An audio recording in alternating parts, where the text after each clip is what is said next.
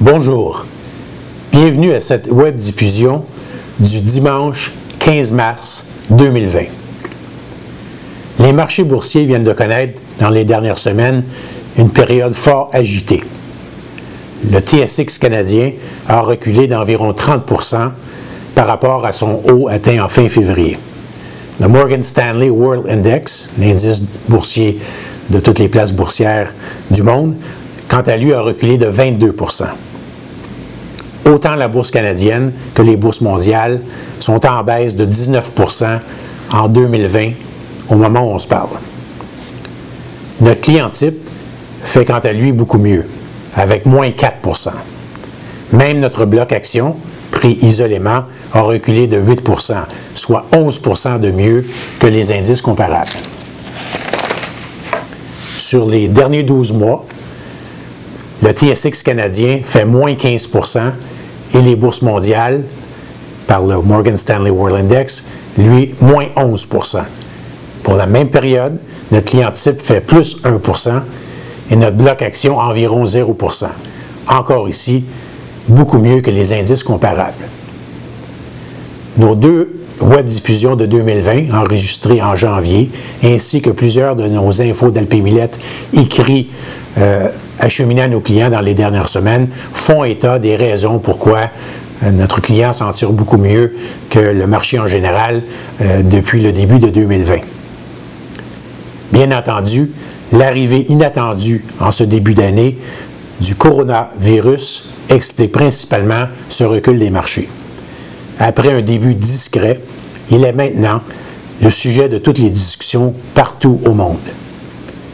Au-delà du drame humain, ce sont ces répercussions économiques qui inquiètent les marchés. Le travail de gestionnaire de portefeuille est d'identifier les titres à bon potentiel de croissance et à les payer un prix juste. Les baisses de marché importantes sont toujours une occasion d'achat à rabais et jamais le moment opportun de vendre ces titres.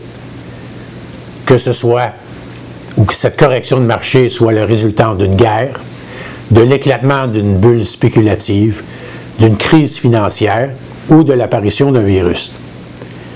Nous avons déjà profité des baisses des dernières semaines pour acheter des actions de la compagnie CGI et de sociétés de qualité qui croissent leurs dividendes de façon annuelle depuis 10 ans, à rabais.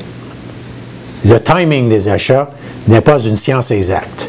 Dans le contexte qui nous préoccupe aujourd'hui, on doit se poser la question, est-ce qu'on a atteint le bas ou est-on près du bas? Ou autrement dit, est-ce que la baisse de 25-30% du marché boursier, et dans le cas de certaines entreprises de 50%, comme celle de Air Canada, tient ou non compte amplement de l'impact économique, sûrement temporaire, du virus? À cette question, nous répondons assurément oui. Dès que des signes encourageants de ralentissement de la progression du virus ou de découverte d'une solution médicale, dont possiblement un vaccin, seront apparents, les marchés retrouveront leur tonus et leur évaluation.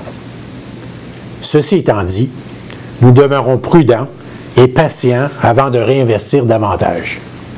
D'abord, les entreprises afficheront des résultats financiers difficiles au cours des 2-3 prochains trimestres, même si cela est en grande partie reflété dans les cours boursiers actuels. Mais surtout, nous nous attendons à ce que les nouvelles sur la progression du virus soient négatives dans les prochaines semaines. Nombre de personnes affectées ainsi que nombre de décès.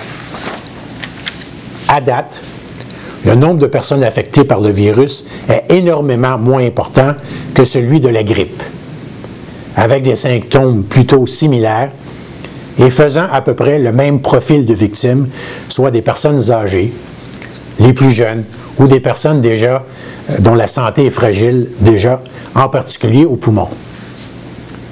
Mais le virus est très nouveau. Très peu de tests ont été faits, ce qui rend l'échantillonnage de victimes peu fiable. Il semble qu'il soit particulièrement contagieux, soit jusqu'à 2 semaines avant l'apparition des symptômes, par opposition à quelques jours seulement dans le cas de la grippe. Donc, l'isolement naturel du patient malade de grippe qui se produit quelques jours après le moment où il devient contagieux, sans prendre plutôt quelques semaines dans le cas du coronavirus.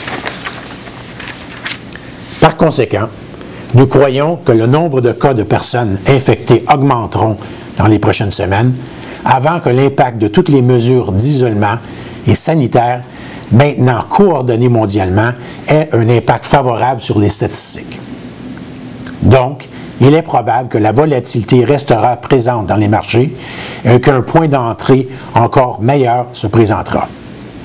Notre méthode d'achat échelonnée dans le temps, en période de crise, nous a toujours servi et rendu l'éventuel rebond encore plus favorable. On n'a qu'à penser à la crise asiatique en 1998, à l'éclatement de la bulle spéculative au début des années 2000, qui a été suivi par une récession. Le World Trade Center, tous ces événements-là sont arrivés dans le même 2 ans. Il y a eu un impact important sur les marchés. On n'a qu'à penser à la crise financière de 2008-2009 et la baisse importante de marché d'environ 20% dans un mois en fin de 2018. C'est sa façon de faire, d'achat graduel à des prix bas lorsqu'il se présente des situations comme ça, qui nous a permis, par exemple en 2009, de récupérer en seulement 6 mois dans les portefeuilles de nos clients le recul de la crise financière de 2008-2009, qui était la pire crise depuis les années 30. Pour les prochaines semaines, je compte par mesure de précaution pour le bénéfice de nos clients, et pour moi-même aussi, travailler de la maison ou au bureau à l'extérieur des heures d'ouverture, soit le week-end, comme aujourd'hui, en fin de nuit ou au début de soirée lorsque le bureau sera vide. Alors, je serai au bureau à ces moments-là. Je serai également, comme toujours, 100% disponible pour toute conversation avec nos clients au téléphone, de même que tout le personnel de Delpé Millette.